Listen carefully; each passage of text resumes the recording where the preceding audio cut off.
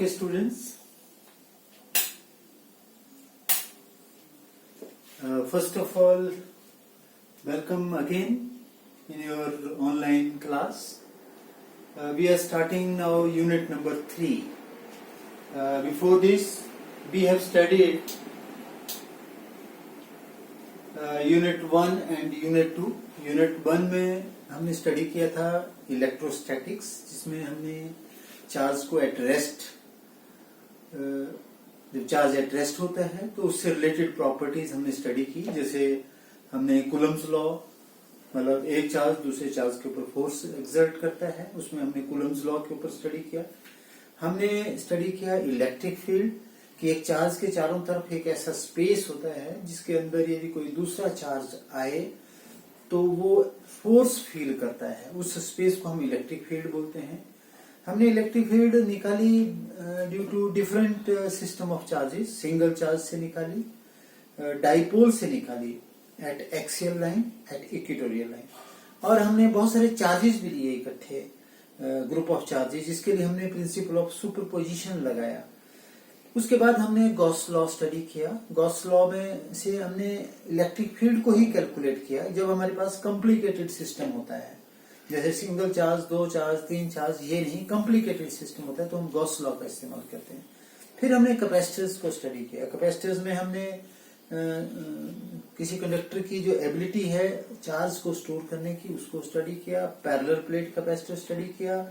फिर हमने parallel plate capacitor में डाइलेक्ट्रिक प्लेस किया, कंडक्टिंग स्लैब प्लेस किया। फिर हमने पढ़ा कि कैपेसिटेंस को क्या फर्क पड़ता है, और लास्ट में हमने वेन डायग्राफ जनरेट किया, जनरेटर को स्टडी किया। फिर उसके बाद यूनिट 2 में हमने इलेक्ट्रिक करंट को स्टडी किया, जिसमें चार्ज मूव करता है और मूविंग चार्ज जो है वो करंट के इक्विवेलेंट होता है। उसमें हमने ओम्स लॉ स्टडी किया। उसमें हमने रेजिस्टेंस के बारे में स्टडी किया कि रेजिस्टेंस किन किन फैक्टर्स के ऊपर डिपेंड करता है। फिर रेजिस्टेंस का कॉम्बिनेशन स्टडी किया कि सीरीज में, पैरेलल में। फिर हमने सेल्स के बारे में स्टडी किया, पोटेंशियल डिफरेंस और ईएमएफ के बीच में जो डिफरेंस है वो क्या होता है। सेल्स को हमने ग्रुपिंग किया, पैरेलल ग्रुपिंग, सीरीज ग्रुपिंग और मिक्स्ड ग्रुपिंग के अंदर कब हम सेल्स को लगाते हैं। फिर हमने किरचॉफ्स लॉ भी स्टडी किया, व्हीटस्टोन ब्रिज स्टडी किया, पोटेंशियोमीटर के बारे में मैंने आपको एक्सप्लेन किया। अब हम नेक्स्ट यूनिट में एंटर कर रहे हैं। जो हमने अभी तक स्टडी किया है उसी का यूज कर रहे हैं, उसी नॉलेज का हम यूज कर रहे हैं। जैसे चैप्टर का, इस यूनिट का नाम है magnetic effects of current and magnetism. इसका मतलब है कि करंट की वजह से मैग्नेटिक इफेक्ट प्रोड्यूस होता है। इसको हम इलेक्ट्रोमैग्नेटिज्म भी नाम देते हैं इस यूनिट को। इलेक्ट्रोमैग्नेटिज्म का मतलब है the phenomena of magnetism due to flow of electric current. फिर से सुनिए, इलेक्ट्रोमैग्नेटिज्म का मतलब है production of magnetism, magnetic behaviour, या phenomena of magnetic behaviour, magnetism due to electric current is known as electromagnetism. तो इसमें सबसे पहले जो साइंटिस्ट ने जिसने काम किया वो H.C. ऑर्स्टेड साइंटिस्ट है। H.C. ऑर्स्टेड ये साइंटिस्ट का नेम है। इन्होंने क्या किया, एक इन्होंने बड़ा इंटरेस्टिंग एक एक्सपेरिमेंट किया कि कोई वायर है, उसके अंदर करंट फ्लो कर रहा है। इस वायर के नीचे या इसके नजदीक कोई यदि कंपास नीडल रखी जाए, कंपास बॉक्स रखा जाए, उस कंपास बॉक्स के अंदर क्या होता है, एक मैग्नेटिक नीडल लगी होती है, जिसमें एक एंड नॉर्थ पोल होता है, एक एंड साउथ पोल होता है। वो जो नीडल है वो डिफ्लेक्ट करती है, वो नीडल डिफ्लेक्ट करती है।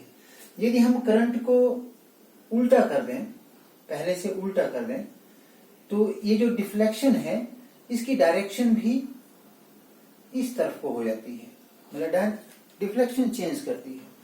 यदि हम करंट की वैल्यू को बढ़ा दें, इंक्रीज कर दें, तो जो डिफ्लेक्शन है, जो इसकी डिफ्लेक्शन है वो और ज्यादा बड़ी हो जाती है, डिफ्लेक्शन और इंक्रीज कर जाती है।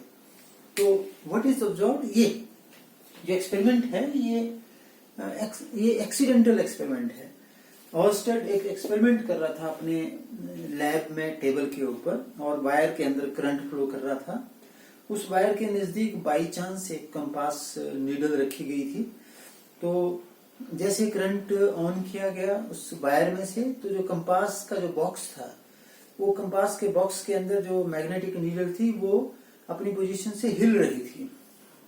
तो ऑर्स्टेड ने पहले सोचा कि ये शायद कहीं कनेक्शन बन गया होगा, ये नीडल जो है या जो बॉक्स है ये भी बिजली की तारों से टच कर रहा होगा। तो उन्होंने जब चेक किया तो there was no connection between compass box and electric wire. तो उन्होंने देखा कि ये तो नया फिनोमिना हो रहा है कि करंट वायर में फ्लो कर रहा है और नीडल जो है वो कंपास बॉक्स की नीडल जो है वो डिस्टर्ब हो रही है। तो इस फिनोमिना को फिर उन्होंने क्या किया, उन्होंने करंट की डायरेक्शन को चेंज किया, उल्टा कर दिया। तो जो डिफ्लेक्शन थी नीडल के अंदर, जो नीडल की डिफ्लेक्शन हो रही थी वो पहले से अपोजिट डायरेक्शन में लगी होने, पहले मान लीजिए लेफ्ट साइड की तरफ हो रही थी तो अब राइट साइड की तरफ को हो रही थी। फिर उन्होंने करंट को बढ़ाया घटाया, जब करंट को बढ़ाते तो डिफ्लेक्शन भी ज्यादा होती, जब करंट को कम करते तो डिफ्लेक्शन भी कम होती। तो उन्होंने ये कंक्लूड किया कि ये जो वायर है जिसके अंदर करंट फ्लो कर रहा है, इस वायर के चारों तरफ एक ऐसा स्पेस पैदा हो जाता है, एक ऐसा स्पेस पैदा हो रहा है इस वायर के चारों तरफ, जिस स्पेस के अंदर एक तरह की फील्ड पैदा होती है जिसको हम मैग्नेटिक फील्ड बोलते हैं, कि जब उस फील्ड के अंदर कोई दूसरा मैग्नेट सब्सटेंस रखते हैं तो उसके ऊपर फोर्स लगती है। दैट मीन्स ये जो करंट कैरिंग वायर है इसके चारों तरफ एक ऐसा स्पेस पैदा हो जाता है जिसको हम मैग्नेटिक फील्ड बोलते हैं। ये जो फिनोमिना उन्होंने आइडेंटिफाई किया कि करंट कैरिंग कंडक्टर के चारों तरफ एक मैग्नेटिक फील्ड प्रोड्यूस की हो जाती है, this field is called magnetic field and this phenomena is called magnetism. This phenomena is called magnetism, electric magnetism. Okay? तो ये एक्सपेरिमेंट किया गया, इसको आपने अंडरस्टैंड करना है, इसको आपने ध्यान से सुनना है, इंपॉर्टेंट पॉइंट्स को नोट डाउन भी कर सकते हैं इन पॉइंट्स को। अब ये जो अब क्वेश्चन ये अराइज करता है कि ये जो करंट, ये जो मैग्नेटिक फील्ड प्रोड्यूस हुई, इसकी डायरेक्शन कैसी है। उन्होंने एक एक्सपेरिमेंट किया। उन्होंने क्या एक्सपेरिमेंट किया,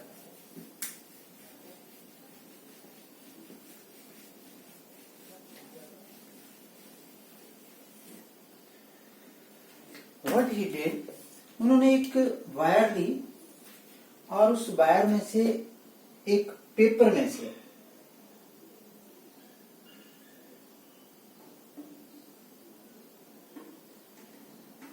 ये पेपर है, इस पेपर में से ये तार निकाली बीच में से, ऐसे प्लेन पेपर लिया, some sort of plane paper, I can show you. ऐसा प्लेन पेपर लिया, इस प्लेन पेपर में से ये ऐसे तार निकाली बीच में से, और इस प्लेन पेपर के ऊपर उन्होंने क्या किया, उन्होंने जो आयरन फिलिंग्स होते हैं, आयरन फिलिंग्स का मतलब है लोहे के कण, छोटे छोटे कण, वो इस पेपर के ऊपर उन्होंने बिखेरे हुए थे। ठीक है, ये लोहे के कण इस पेपर के ऊपर बिखेरे। ये एक्सपेरिमेंट आप भी कर सकते हैं। अब उन्होंने क्या किया, इस वायर में से करंट पास किया, इस वायर में से करंट पास किया, ऐसे इस तरह से इस वायर में से करंट पास किया। जब करंट पास किया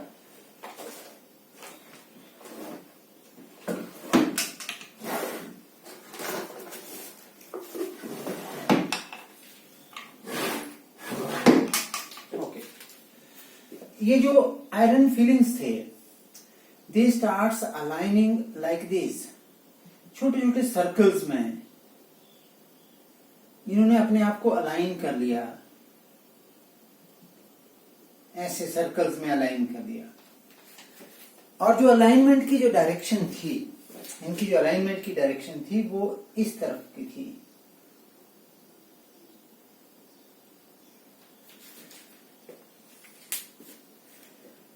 ये फाइंड आउट किया उन्होंने। एक और उन्होंने एक्सपेरिमेंट किया कि ऐसे ही प्लेन शीट ली,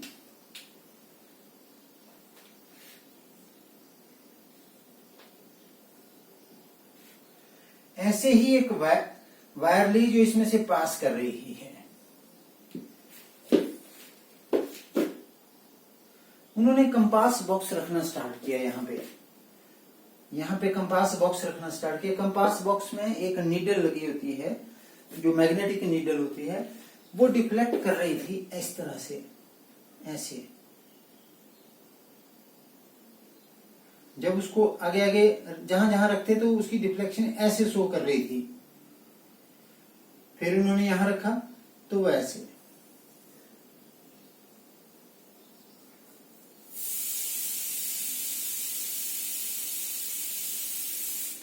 इस तरह से, मतलब ऐसे सर्कुलर पाथ में, मतलब ये डायरेक्शन हुई मैग्नेटिक फील्ड की। इस डायरेक्शन को बताने के लिए उन्होंने एक रूल आइडेंटिफाई किया, उसको हम एम्पियर्स स्विमिंग रूल कहते हैं। Amperes swimming rule.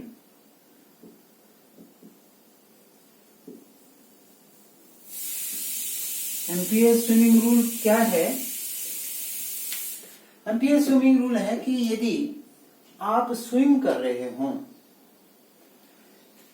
in the direction in which current is flowing in a wire, आप तैर रहे हैं कि इस तरफ को, ऐसी डायरेक्शन में जैसे करंट फ्लो कर रहा है किसी वायर में, तो जिस तरफ को आपका लेफ्ट हैंड साइड होगा उस तरफ मैग्नेटिक नीडल जो है वो डिफ्लेक्ट करेगी, उस तरफ को मैग्नेटिक नीडल जो है वो डिफ्लेक्ट करेगी।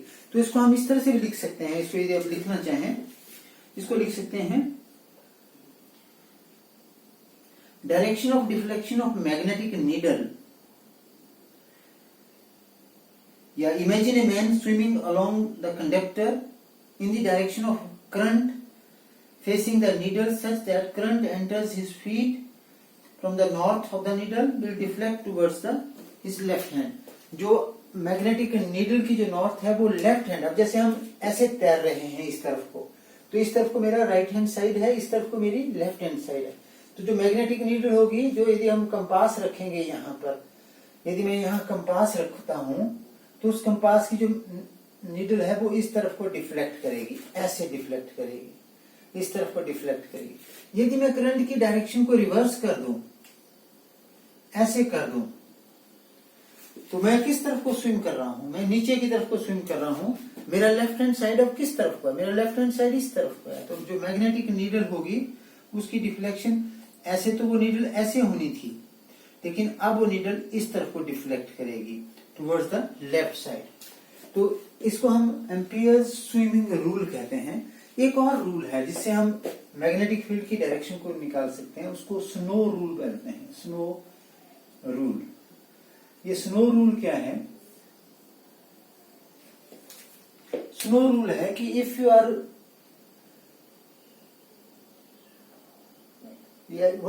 what you can say that if the current is flowing in such a direction, या हम किसी कंडक्टर को, हमारे पास 4 डायरेक्शंस होती हैं, पहले आप देख लीजिए, ये नॉर्थ है, ये साउथ है, इस तरफ को ईस्ट होता है, इस तरफ को वेस्ट होता है, ठीक। यदि मैं कहूं कि करंट जो है वो नॉर्थ साइड की ऐसे फ्लो कर रहा है, हमने वायर को ऐसे रखा है कि वो साउथ से नॉर्थ की तरफ को है वायर रखी हुई है, तो करंट फ्लो कर रहा है किसी वायर में साउथ से नॉर्थ की डायरेक्शन की तरफ को। तो जो मैग्नेटिक नीडल यदि इस वायर के नजदीक रखी जाए, मैग्नेटिक कंपास इस वायर के नजदीक रखा जाए, उस कंपास की जो सिचुएशन है वो ऐसे है, पहले ऐसी सिचुएशन है उसकी। तो जब उसको हम ऐसे रखेंगे यहाँ पे, तो वो डिफ्लेक्ट करेगी, किस तरफ को डिफ्लेक्ट करेगी? वो इस तरफ को डिफ्लेक्ट करेगी, towards waste. That means snow rules को हम कैसे लिखेंगे, इसको आप लिख भी सकते हैं। If a conductor carrying current is placed in such a way that current is flowing from south to north direction, then the magnetic needle placed near the conductor will deflect towards the west side, दक्षिण पश्चिम की तरफ को deflect करेगी। फिर से सुन लें। If a current carrying conductor is placed in such a way that the current is flowing from south to the north direction, then the magnetic needle placed near the current carrying conductor will deflect towards the west side. ये snow rules इसको हम कहते हैं।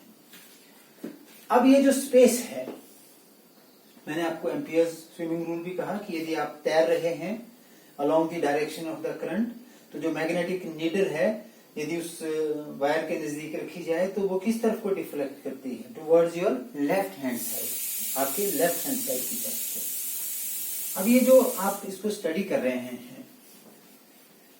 किसी wire के अंदर यदि current flow कर रहा है और उस करंट की वजह से वो उस वायर के चारों तरफ क्या प्रोड्यूस हो रहा है, एक स्पेस ऐसा प्रोड्यूस हो रहा है कि उस स्पेस के अंदर यदि कोई दूसरा मैग्नेटिक सब्सटेंस लाया जाए तो उस मैग्नेटिक सब्सटेंस के ऊपर ये जो करंट कैरिंग कंडक्टर है, इसकी वजह से जो मैग्नेटिक फील्ड प्रोड्यूस हो रही है वो फोर्स लगाती है। तो उस स्पेस को हम क्या कहते हैं, मैग्नेटिक फील्ड कहते हैं। तो हम लिख सकते हैं कि मैग्नेटिक फील्ड क्या है। मैग्नेटिक फील्ड, जैसे हमने इलेक्ट्रिक फील्ड की डेफिनेशन लिखी थी वैसे ही हम मैग्नेटिक फील्ड की डेफिनेशन लिखेंगे। Magnetic field is a space around a current carrying conductor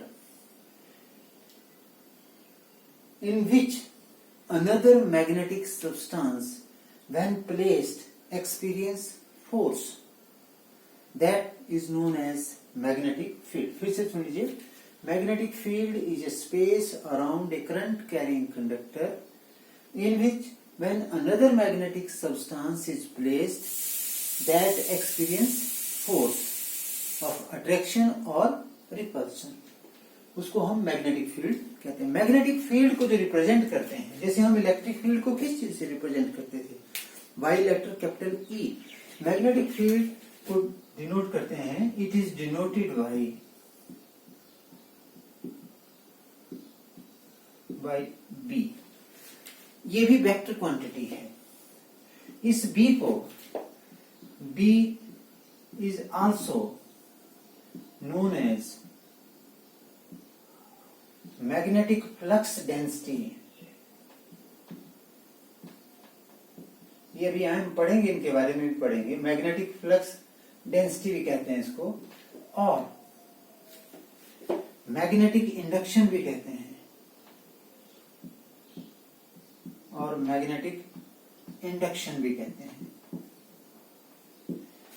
और मैग्नेटिक फील्ड भी कहते हैं। कुछ भी इनको कई बार अलग अलग नाम से हम बुलाते हैं, तो जनरली हम मैग्नेटिक फील्ड ही वर्ड यूज करते हैं। सपोज मैग्नेटिक फील्ड, इसके जो यूनिट है मैग्नेटिक फील्ड के या मैग्नेटिक फ्लक्स डेंसिटी के, इट्स यूनिट आर टेस्ला। ये है टेस्ला।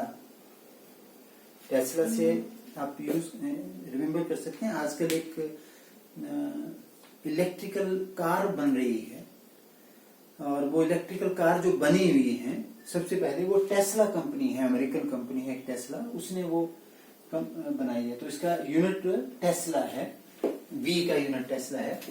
और सीजीएस सिस्टम के अंदर, इन सीजीएस, ये टेस्ला जो है वो एसआई सिस्टम के अंदर है, ये जो इंटरनेशनल सिस्टम है उसमें है Tesla. In CGS system its unit is Gauss, Gauss, Gauss। इनके बीच में रिलेशनशिप क्या है? 1 टेस्ला, हम टी लिखते हैं टेस्ला को, 1 tesla is equal to 10⁴ Gauss.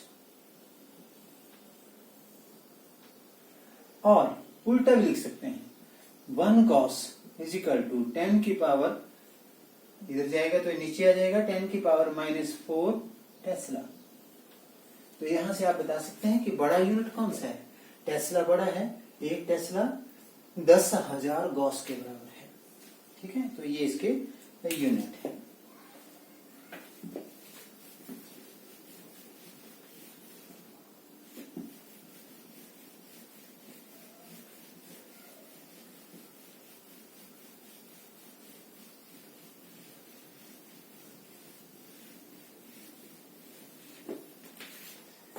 इसके बाद हम स्टडी करने वाले हैं, ये तो हमने स्टडी कर लिया, लॉरेंस फोर्स। लॉरेंस फोर्स के अलावा हम एक और भी स्टडी कर सकते हैं कि जो मैग्नेटिक फील्ड है उसकी जो डायरेक्शन हम निकालते हैं उसके लिए एक और भी रूल है। मैग्नेटिक फील्ड की डायरेक्शन निकालने के लिए rule to find direction of magnetic field.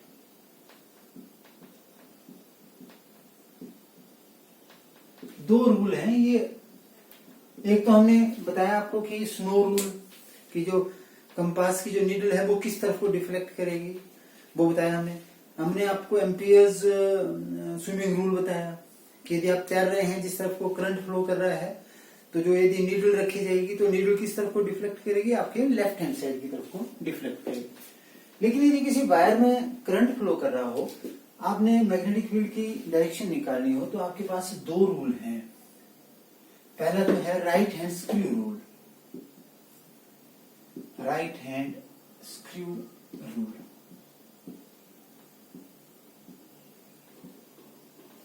Right hand screw rule है, जैसे स्क्रू को आप टाइट करते हैं, स्क्रू को टाइट करते हैं तो ऐसे घुमाते हैं, और स्क्रू क्या करता है, स्क्रू जो है वो आगे को बढ़ता है ऐसे।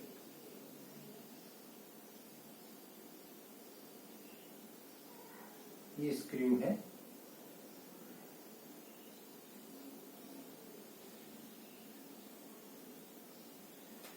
ये स्क्रू है। इसको जब आप घुमाते हैं, यदि जिस तरफ को स्क्रू मूव करे घुमाने से,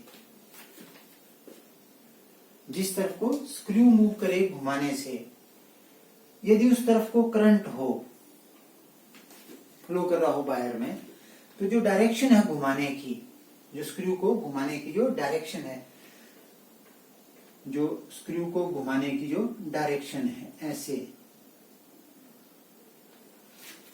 जिस तरफ को स्क्रू को घुमाएंगे वो आपको करंट की, वो आपको मैग्नेटिक फील्ड की डायरेक्शन बताएंगे। जैसे कि ये एक वायर है, इसमें करंट फ्लो कर रहा है इस तरफ को, तो जो इसके चारों तरफ जो इलेक्ट्रिक फील्ड होगी, मैं यदि ऐसे मान लूं, ऐसे मान लूं, तो यहां जो इलेक्ट्रिक फील्ड होगी इस यहां पे यदि आप लोहे के कण फेंकें तो वो लोहे के कण की जो मूवमेंट होगी वो ऐसे होगी, ऐसे इस तरफ को, इस तरफ को। मतलब जिस तरफ को आप स्क्रू को रोटेट करेंगे, घुमाएंगे, वो बता रही है आपको मैग्नेटिक फील्ड की डायरेक्शन, और जिस तरफ को स्क्रू आगे बढ़ेगा वो बता रहा है करंट की डायरेक्शन। तो यहाँ पे हम क्या लिख सकते हैं राइट हैंड स्क्रू रूल के अंदर, if the direction of the current या the direction in which screw is moving gives the direction of current, then the direction of rotation of the screw gives the direction of magnetic field. तो इसको हम लिख सकते हैं, यदि हम लिखना चाहें, according to right hand screw rule, right hand screw rule, right hand screw rule, RHSR लिख दिया मैंने शॉर्ट में। The direction of current, direction of current is given by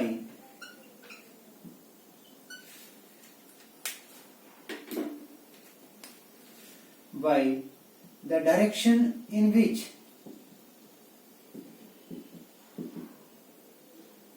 screw advances मतलब चलता है, जिस तरफ को बढ़ता है screw.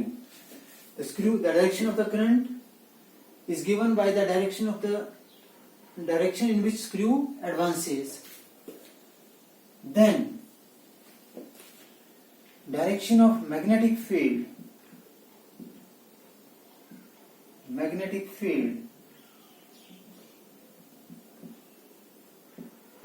is given by the direction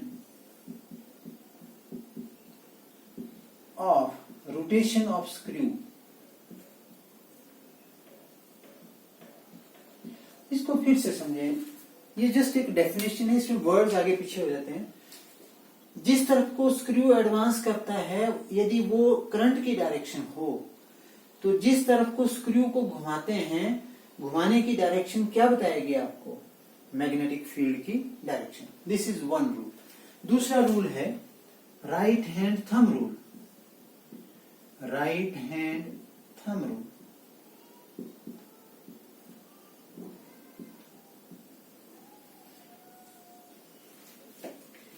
आपने ये कंडक्टर पकड़ लिया हाथ में, ये जिस तरफ को इसका टिप है, ये करंट की डायरेक्शन है, तो आपने राइट हैंड में पकड़ लिया ये। अब जिस तरफ को करंट फ्लो कर रहा है, यदि वो थंब की डायरेक्शन बताए, थंब उसकी डायरेक्शन की तरफ को हो, तो जिस तरफ को उंगलियां घूमेंगी, जिस तरफ को उंगलियां घूम रही हैं, जिस तरफ को देखिए, जिस तरफ को उंगलियां घूम रही हैं, ये उंगलियां इस तरफ को घूम रही हैं, यदि इसको कर्ल करना हो तो ये ऐसे देखो, ये तो उंगलियों के कर्ल करने की जो डायरेक्शन है वो मैग्नेटिक फील्ड बताती है। तो फिर से आप देख लीजिए, यही रूल यहां पर भी है, ये देख लीजिए, if the direction of the current is given by the thumb of the right hand, then the magnetic field की जो डायरेक्शन है वो कौन बता रहा है हमें? देख लीजिए, यहां पे देख लीजिए, इस तरफ को है ऐसे, तो जो मैग्नेटिक फील्ड की डायरेक्शन है वो कौन बता रहा है हमें? जो कर्लिंग फिंगर है। तो इसकी डेफिनेशन भी लिख लीजिए, according to the right hand thumb rule, if the direction of the current in a conductor is given by thumb of the right hand, then the direction of the magnetic field is given by the curling fingers. Then the direction of the magnetic field is given by the curling finger. Clear हो गया? इन दोनों को आपने understand करना है। हम कई बार आगे स्टडी करेंगे कि हम मैग्नेटिक फील्ड की डायरेक्शन बताएंगे किस तरफ को होगा। तो हम आपको फिगर बने होंगे, वहां पे हम बोलेंगे कि मैग्नेटिक फील्ड की डायरेक्शन अपवर्ड है या डाउनवर्ड है, या लेफ्ट साइड को है या राइट साइड को है। तो वहां पे आप कौन से रूल लगाएंगे? राइट हैंड स्क्रू रूल लगाएंगे या राइट हैंड थंब रूल लगाएंगे। क्लियर हो गया? तो ये आपने इसको अंडरस्टैंड करना है। इसके बाद एक बहुत इंपॉर्टेंट पॉइंट है, टॉपिक है, जिसको हम लॉरेंस फोर्स कहते हैं, उसको हम स्टडी करेंगे।